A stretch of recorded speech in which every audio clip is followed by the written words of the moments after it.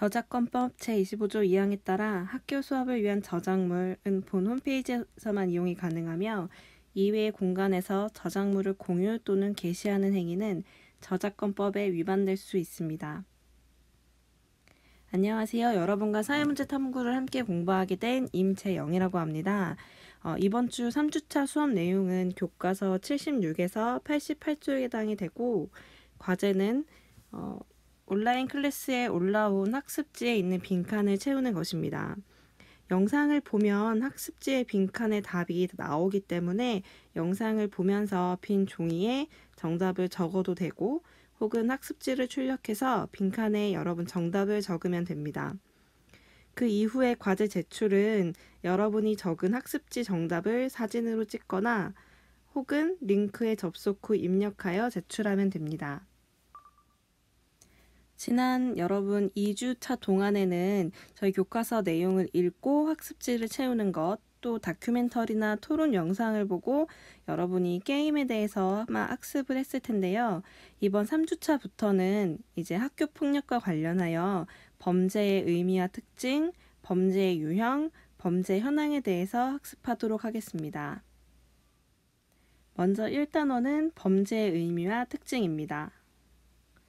여러분 이 단원의 내용은 여러분이 학문적으로 굉장히 열심히 공부한다기보다는 상식선에서 범죄란 무엇이고 요즘에 어떤 범죄가 이제 범죄율이 높고 범죄 현황이 어떤지를 파악하면 되는 정도로 공부하면 되기 때문에 굉장히 가벼운 마음으로 그냥 상식을 늘린다는 생각으로 공부하면 되겠습니다. 먼저 범죄란 사회 질서를 파괴하고 타인에게 신체적, 정신적 고통을 주거나 타인의 재산 및 명예를 침해하는 행위 가운데 법규에 위반되는 행위를 일반적으로 범죄라고 말합니다. 우리가 범죄라는 것을 여러 가지 의미로 정의해 볼 수 있는데요. 가장 먼저 법률로서의 범죄를 살펴보면 범죄는 가장 좁은 의미로서의 범죄를 의미합니다. 그리고 우리 법상에서 이 범죄의 종류를 적어놓은 법, 즉 형법에 의해서 위법, 법을 어겼다라고 규정되고 또 유죄 판결을 받은 행위만 범죄라고 보통 얘기를 합니다. 따라서 처벌이 가능해야만 성립되는 행위가 범죄입니다. 자, 이런 형태의 범죄는 단점이 있는데요. 현재 법으로 정해져 있지 않은 행위이지만 우리 사회에 무리를 일으키는 행위를 저질렀을 경우 이것을 우리가 처벌할 수가 없다라는, 즉 범죄로 규정할 수 없다라는 단점을 가지고 있습니다. 그래서 법익이라는 것은 법적으로 보호되는 가치나 이익을 얘기하는데요. 이러한 법에 규정되지 않은 법익 침해 행위를 우리가 간과할 수 있다라는 문제가 있습니다.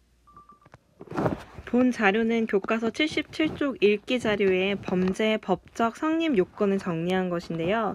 우리가 법적인 범죄로 이제 이것이 어떤 행위가 범죄라고 얘기했을 때는 세 가지 조건을 갖춰야 한다는 것입니다. 첫 번째로 구성 요건 해당성이라는 것은 그 행위가 범죄라고 법에 미리 명시가 되어 있어야 한다라는 것이고요.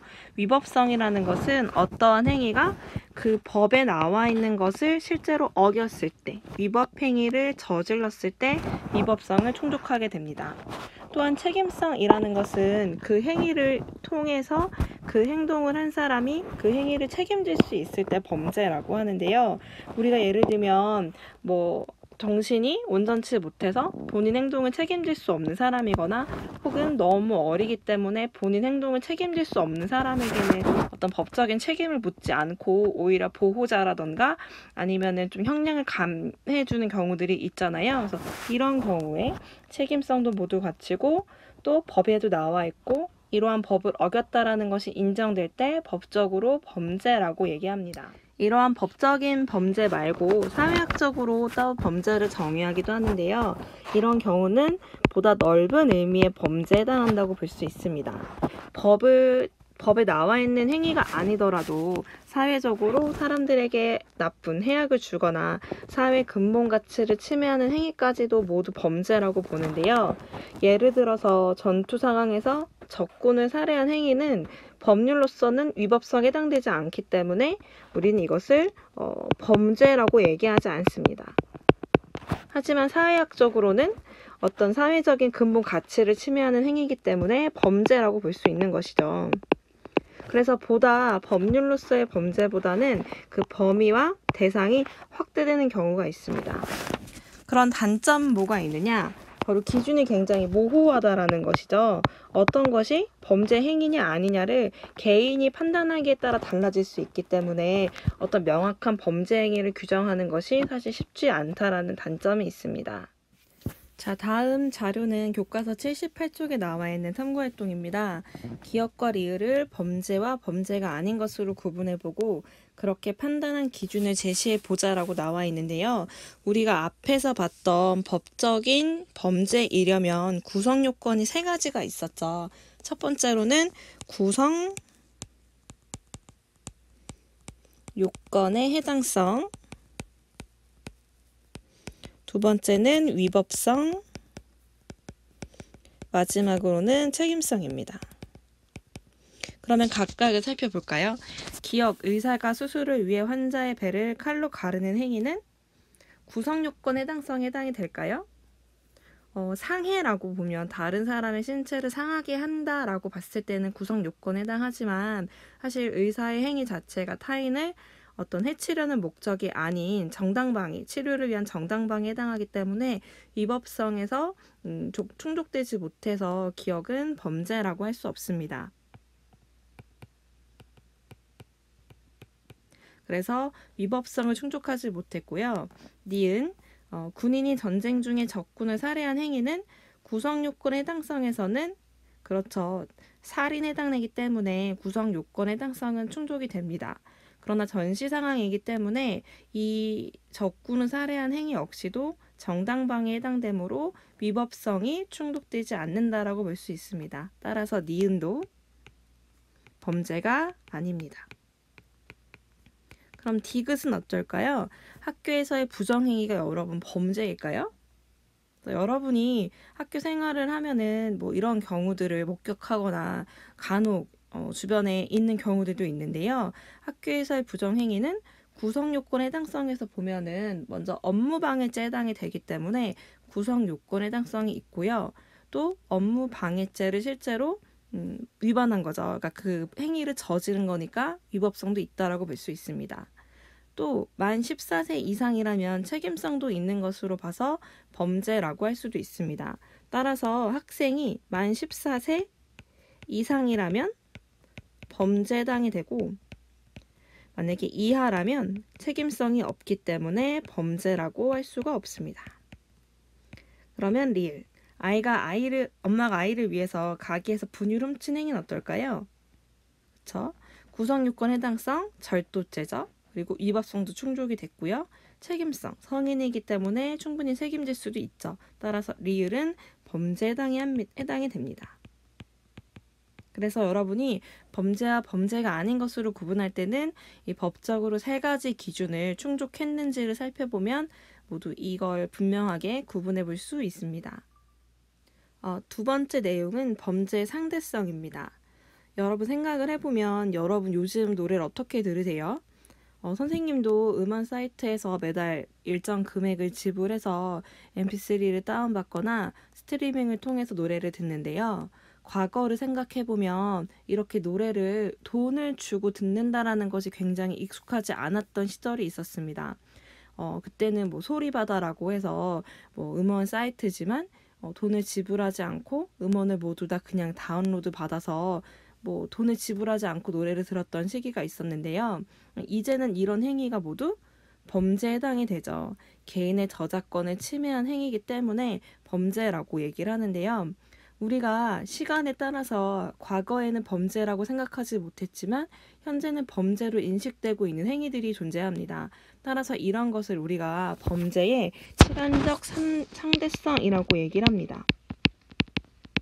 과거에 부모님들이 자녀를 훈육하면서 때리는 일들이 빈번히 있었는데요. 지금은 이러한 행위들을 아동학대라는 범죄라고 보고 있죠. 그리고 국가 모독죄 역시도 과거에는 국가나 국가를 다스리는 대통령에 대해서 안 좋은 얘기를 했을 때는 범죄로 처벌을 받았지만 지금은 그렇지 않죠. 국가에 대해서 어떠한 발언을 한다고 해서도 뭐 그게 정말 뭐 헛소문이어서 국가의 안보를 위협하는 얘기가 아니라면 뭐 그런 언론의 자유가 모두에게 있지 않습니까? 그래서 이러한 것들이 시간에 따라서 뭐 범죄였다가 범죄가 아니기도 하고 또 범죄가 아니었다가 범죄이기도 하는 이런 시간적인 상대성이 존재합니다. 그리고 두 번째는 바로 공간적 상대성이라는 겁니다. 우리나라에서는 불법이지만 다른 나라에선 합법일 수가 있죠. 특히 우리나라에서 뭐 대마초를 흡연하는 것은 여러분 불법 행위이지만 미국이나 외국의 다른 나라에 가면 대마초를 흡연하는 것이 합법인 나라도 있습니다. 따라서 공간이나 사회에 따라서 범죄를 다르게 규정한다는 거죠. 또 우리나라에서도 일정 금액 이상의 도박은 불법 행위로 처벌을 받지만 미국에 있는 네바다 주에서의 도박은 합법이라고 합니다.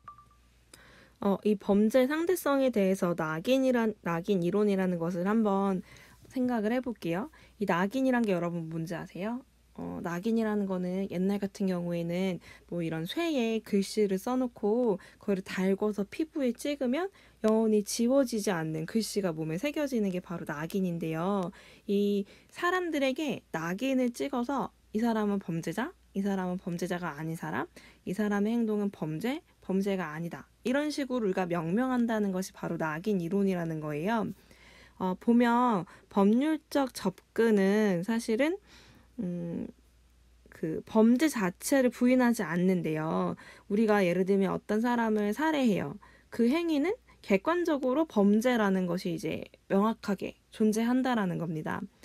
그러나 낙인 이론이라는 경우에는 다르게 얘기를 하는데요.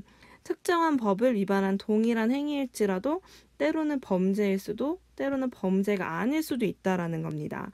이 행동을 누가 범죄라고 보느냐 그에 따라서 범죄이기도 하고 범죄가 아니기도 한다라는 거죠. 그래서 범죄는 사람들의 낙인의 결과이며 낙인이 되지 않았을 경우에 법 위반 행위도 범죄가 되지 않는다라고 보고 있습니다. 여러분 그 낙인이론 상대성 교과서 아래쪽에 보면 요런 풀 모양의 사진이 나와 있는데요. 요즘에 선생님이 보니까 뭐 옷이라던가 혹은 가방에 요 풀 모양이 되게 무늬로 많이 들어가 있어서 깜짝 놀랐던 적이 있어요. 왜냐면 이게 바로 대마초거든요. 근데 여러분 이게 대마초가 우리나라에서 불법인데 우리나라 티셔츠나 가방 무늬 뭐 이런 데에 많이 들어가 있더라고요. 그래서 학생들이 그거에 대마초인지 모르고 막 예쁘다 하면서 옷을 입기도 하고 그래서 조금 우려가 되는 부분도 있는데요. 미국 네바다 주에서는 의료용 마리화나를 갖고 있거나 의사의 권고가 있으면 이 마리화나의 판매와 사용이 법적으로 허용되어 있다라고 하는 거죠.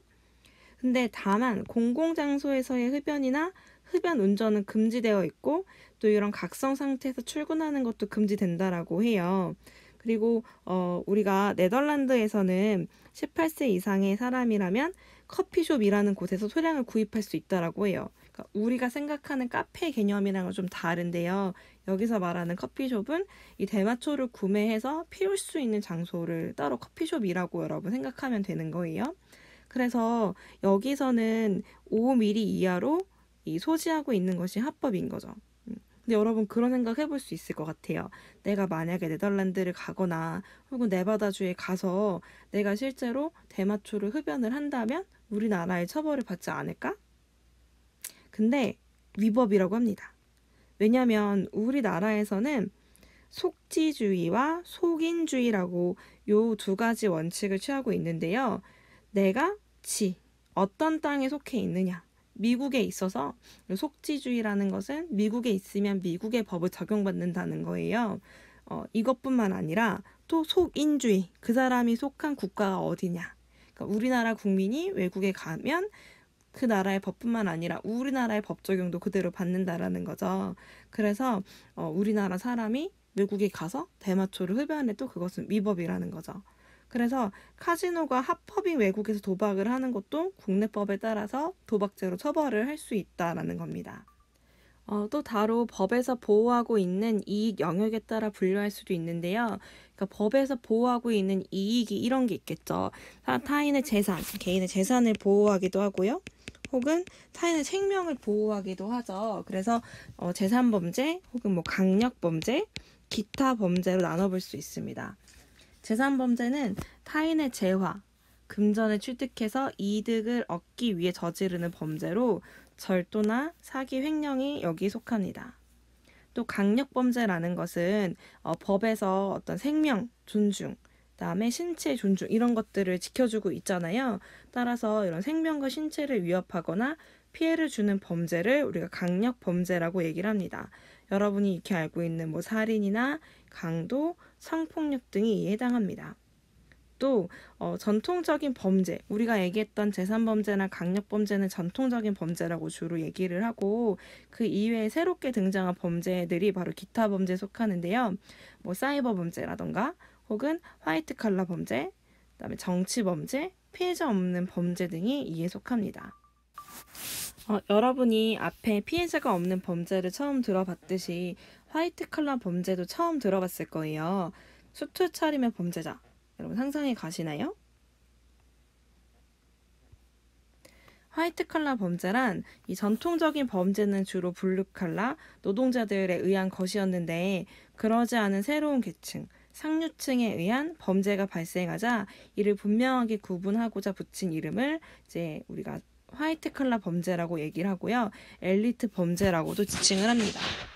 화이트 칼라라고 한다면 우리가 보통 셀러리맨이거나 회사에서 돈을 받는 사무직 노동자들을 얘기하는 거겠죠. 사무직 노동자. 주로 어떤 생산에 직접 종사하지 않고 뭐 사무실에서 뭐 경영 업무 등을 보는 사람들을 우리가 화이트 칼라라고 보통 얘기를 합니다. 자, 다음은 범죄 유형별 특징을 보도록 하겠습니다. 여러분이 여기 있는 내용을 외울 필요는 전혀 없고요. 그냥 현재 추이가 어떻게 변하고 그다음에 어떤 경향을 보이는지 정도만 학습하면 될 것 같아요. 여러분이 빈칸의 내용을 밑에 설명을 보면 누구나 채울 수 있거든요. 한번 15번의 내용이 뭔지 같이 한번 생각을 해볼까요? 사람의 생명을 해하는 행위.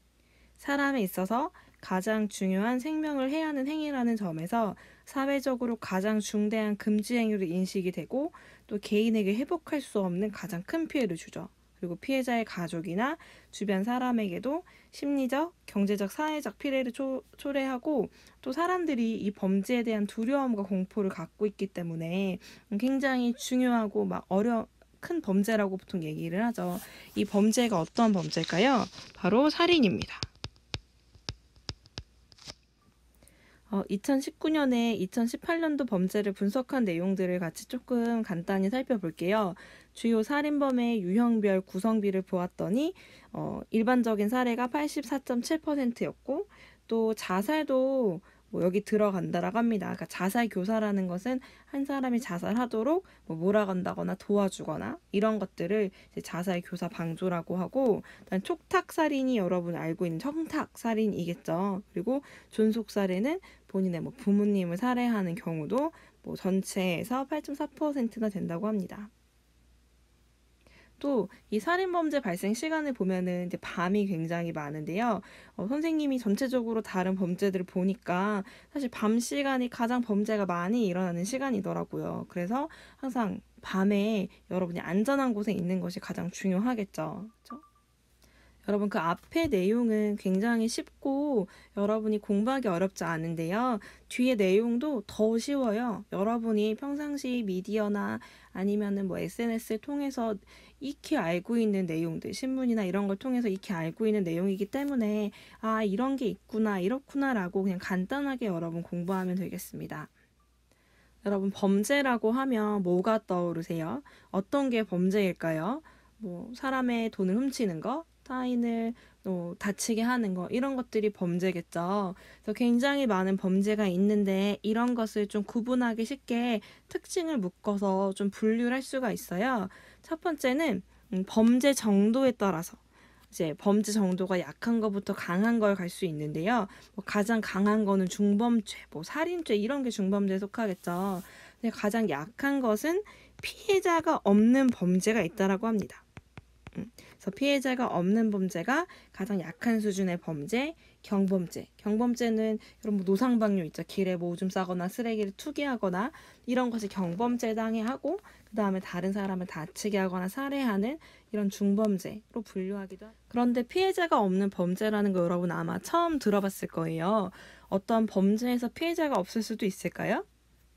피해자가 없는 범죄라는 것은 가해자 자신이 즉 피해자가 되는 경우입니다.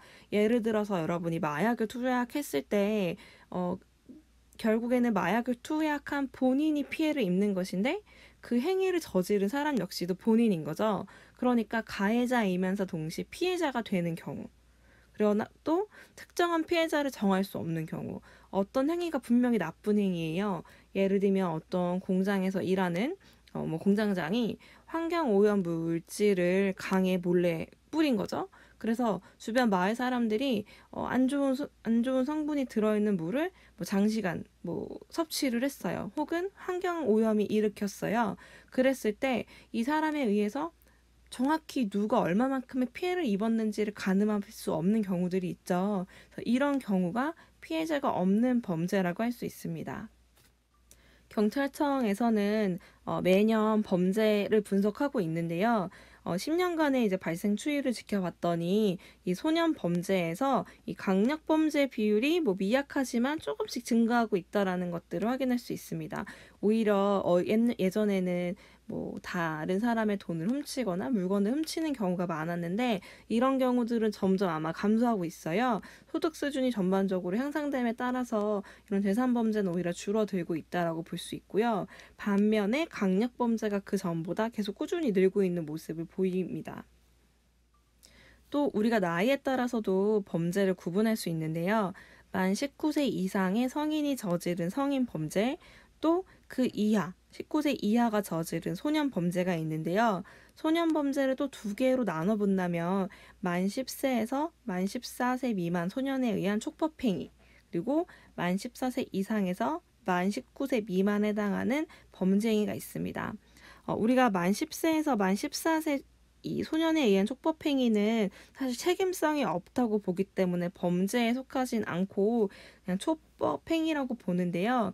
요즘 문제가 되는 것이 바로 이 만 14세 미만 청소년들이 강력범죄를 저질렀을 때 촉법행위이기 때문에 처벌이 어렵다. 따라서 본인들이 아주 강력한 범죄를 저질렀음에도 법망을 빠져나가는 반성하지 못하는 모습을 보여서 사회적으로 굉장히 논란이 되고 있죠.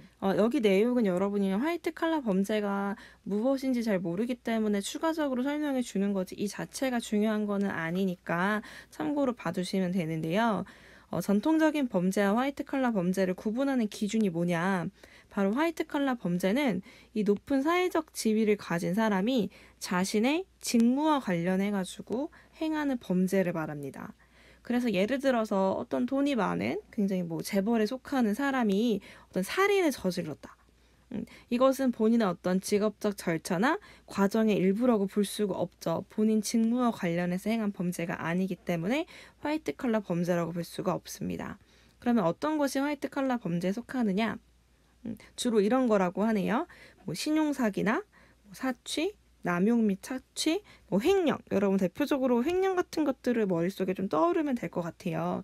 또 고객 사기, 그리고 정보 불법 유출. 요즘 개인정보 유출이 굉장히 많죠. 그래서 이런 개인정보 유출 같은 것들, 혹은 뭐 어떤 그 개발에 대한 뭐 부동산 개발에 대한 중요한 정보를 몰래 흘려서 뭐 사람들이 뭐 부당한 이득, 투기를 통해서 이득을 얻게 한다거나 혹은 뭐 주가 조작을 통해서 뭐 중간에 뭐 부당한 이득을 취하는 경우, 이런 경우들이 화이트 칼라 범죄에 속한다고 볼 수 있습니다. 그런데 이 화이트 칼라 범죄는 많은 부분에 있어서 사람들이 어떤 기업 세계의 정상적인 한 부분이라고 보는 경향이 강하다고 합니다. 여기 있는 것을 다 범죄라고 사람들이 100% 인식하는 경우가 별로 없다라는 거죠. 자, 다음 범죄 유형은 뭘까요? 자, 다음 범죄 유형은 물리적 힘을 행사하여 타인의 신체에 중상해를 입히는 행위고, 행동 양상에 있어서 살인과 유사하지만 결과가 사망으로 이어지지 않는다는 차이점이 있습니다. 바로 폭력입니다. 사실 범죄 유형 중 가장 흔한 유형이 아닐까 생각이 돼요. 우리가 주변에서 이런 폭력이 일어나는 경우들을 많이 목격하기도 하고, 그다음에 가장 많이 뉴스에 보도되기도 하는데요. 한번 폭력을 보면은 이 발생비가 이제 10만 명을 기준으로 했을 때 2009년에는 503.4명, 그런데 2018년에는 403.1로 그래도 많이 줄어드는 것을 볼 수가 있습니다. 또 연령별 분포를 보면은 나이에 따라서 남성과 여성이 조금 다른데 피해자 같은 경우에는 뭐 이런 청년기까지는 남성이 조금 더 피해자 연령이 많고 31세 이후가 넘어가면 여성이 조금 더 이 50세까지 피해자 연령이 많은 것을 여성이 많은 것을 볼 수가 있고 또 51세부터 60세까지는 뭐 비슷하긴 하지만 남성이 약간 더 많은 것을 확인할 수가 있습니다. 또 범죄 발생 장소 및 신체 피해 정도를 보면 가장 많이 일어나는 것은 노상, 길거리인데요. 길거리에서 싸움이 붙거나 뭐 시비가 붙어서 폭행이 이뤄지는 경우도 많고 또 주거지에서 일어나는 경우도 굉장히 많죠. 그래서 뭐 가족 간의 다툼을 한다거나 아니면 가족 폭력이 일어나거나 그래서 이래서 가족 주거지에서의 비율도 상당히 높은 것을 볼 수 있습니다. 또 여기서 또 높은 곳이 바로 유흥 접객이 업소인데요. 아마 이제 술 같은 것들을 섭취하다 보면 이성적인 제어를 못하게 되고 그러다가 뭐 시비가 붙은 것이 폭행으로 이어지는 경우들이 많아서 높은 비율로 유흥 접객 업소에서도 폭행 사건이 많이 일어난다고 합니다. 또 피해 정도가 이제 상해를 입는 경우가 많고 또 0.1%는 사망에 이른다라고 합니다. 피해가 없다라는 것이 실제로 피해가 없다라는 것이 아니라 뭔가 어떤 물질적으로 책정하기 어려운 혹은 뭐 기간을 책정하기 어려운 정도의 상해. 그래서 뭐 이것을 피해라고 굳이 얘기하기는 어렵지만 피해가 발생했지만 피해라고 이렇게 딱히 얘기하기 어려운 경우들이 많이 있기 때문에 아마 피해 무인 경우가 77.8%에 해당한다고 볼 수 있습니다. 그 다음 범죄 유형은요. 피해자에게 이게 좀 다른 것이 물건을 갈취할 목적으로 폭력의 위협을 가하거나 폭력을 행사하는 거라서 아까와 폭력과는 좀 목적이 다르죠. 폭력은 단순히 이 사람을 다치게 하는데 목적이 있다라면 이 범죄 유형은 물건을 빼앗을 목적으로 다른 사람을 때리는 행동입니다. 바로 이것을 우리가 강도라고 얘기를 하죠. 그래서 재산범죄와 강력범죄, 폭력의 특성을 모두 갖는다. 혹은 뭐 살인하는 경우도 있기 때문에 이런 특성을 모두 갖고 있는 것이 바로 강도입니다. 그런데 여러분이 여기 보면 강도 범죄에 의한 재산 피해 정도가 놀랍게 굉장히 많은 금액이 아니라 사실은 소액이라는 걸 알 수가 있어요. 어떤 경우에는 10,000원 이하인 경우도 있고요. 10만 원 이하인 경우도 있고 100만 원 이하가 가장 많죠. 그리고 아주 고액이라고 할 수 있는 뭐 1억 원에 초과하는 경우는 사실은 많지는 않다는 겁니다. 그리고 신체 피해 정도도 이게 신고 건수에 비례해서 나오기 때문에 이렇게 상해가 많지 않지만 뭐 사망에도 1.3%나 이르는 경우가 있다라고. 그러면 왜 사람들이 이런 강도 행위를 하는지 그 동기를 분석을 한번 해보도록 할게요. 이게 소년과 성인이 약간의 차이가 있는데요. 소년 같은 경우에는 주로 유흥 도박비 마련이 성인에 비해서 좀 압도적으로 높죠. 또 가장 많은 비율이 차지하는 것이 우발적. 그냥 갑자기 그쵸? 어떤 재물을 보고 그것을 빼앗고 싶은 마음이 생겨서 갑자기 폭력을 휘둘러가지고 물건을 빼앗고 뭐 이런 경우들이 있죠.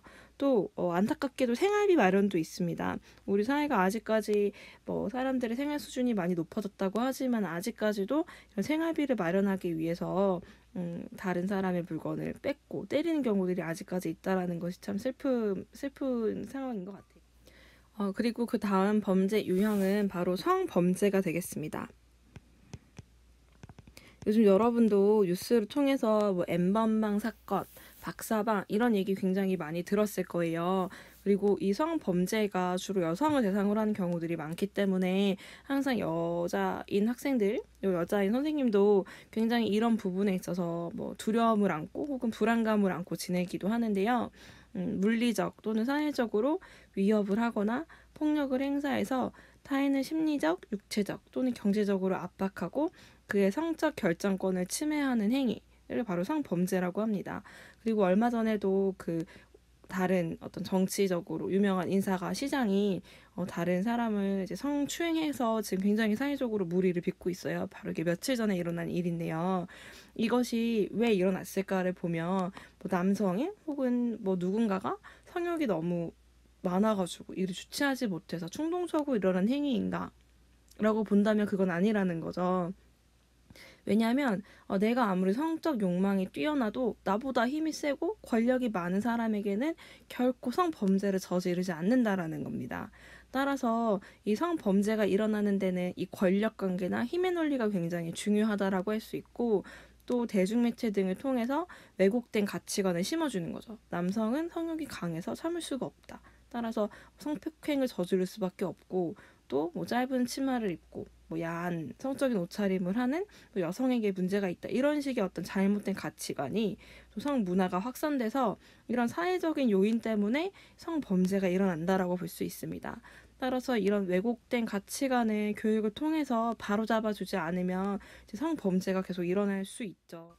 자, 그럼 우리가 형법 범죄 유형별 발생비를 보면 이 발생비라는 것은 무엇이냐면 인구 10만 명당 몇 번이나 이제 발생하냐라는 건데요. 그걸 봤을 때는 지금 제3범죄가 가장 높은 이제 상위권을 차지하고 있고 그 다음이 이제 폭력과 관련된 범죄 그리고 흉악범죄는 가장 비율이 낮죠. 인구 10만 명당 68.1건이 발생한다는 겁니다. 자, 우리가 앞서서도 이제 범죄 유형별로 범죄 현황을 살펴봤었는데요.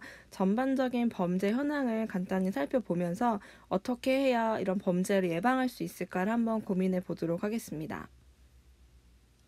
2009년부터 2018년도까지 이제 범죄가 발생했던 횟수와 그다음에 검거를 지금 비교를 해놨는데요. 지금 보면 2009년에 비해서 2018년에 발생이 점점 줄어들고 있고 또 이제 검거율도 조금씩 이 간격을 보면 간격이 좁아지지 않고 그래도 좁은 간격을 유지하는 것을 볼 수 있을 겁니다.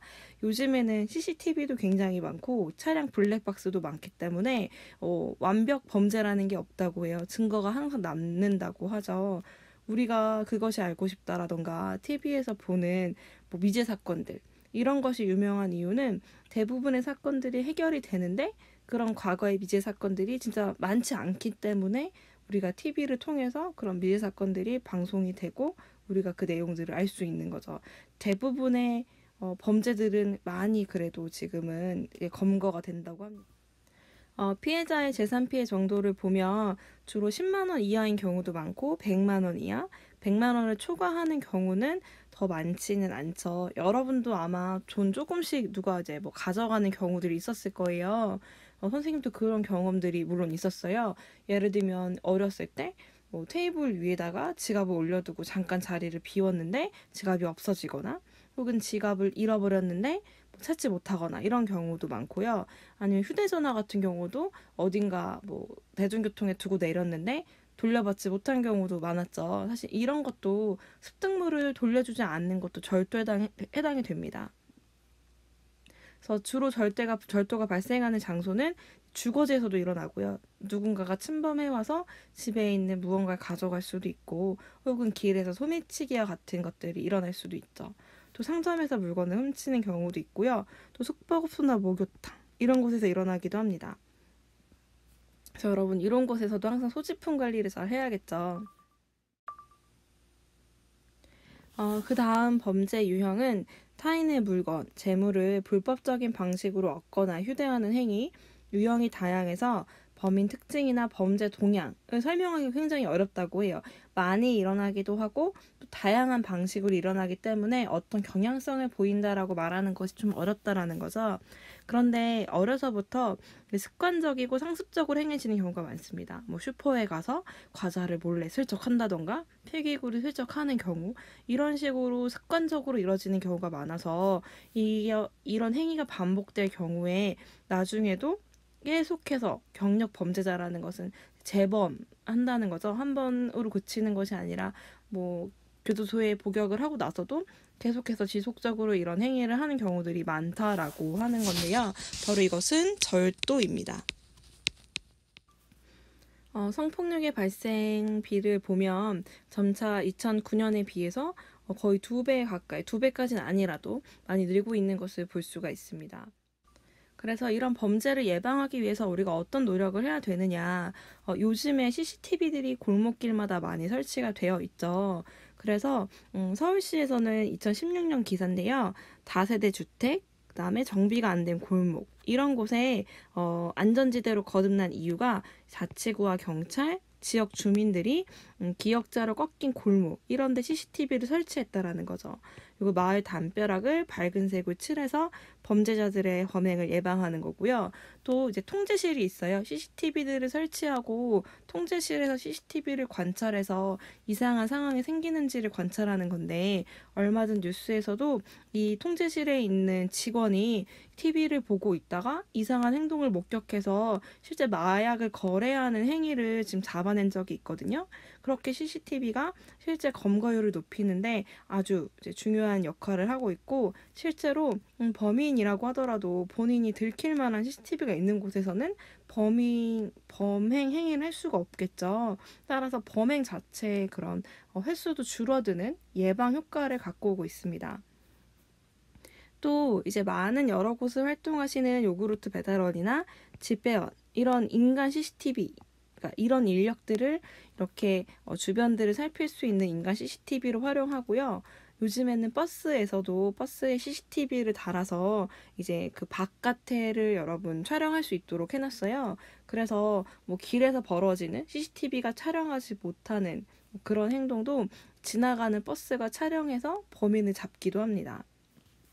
또 여러분 밤에 집에 갈 때 굉장히 무섭잖아요. 뭐 야간 자율학습하고 뭐 좀 밝은 거리를 가면 괜찮지만 골목길을 들어갈 때는 무서움을 느낄 수가 있는데 자 이럴 때 여기 보면 관심 순찰선 그래서 촘촘한 감시 활동을 벌이기도 하고 혹은 귀갓길 안전도우미 내가 요청을 하면 안전도우미가 뭐 지하철역에서 집까지 버스 정류장에서 집까지 동행해주는 그런 서비스 그런 활동도 경찰에서 운영하고 있다고 합니다. 그래서 범죄를 예방하기 위해서 각자 노력을 하고 있는 겁니다.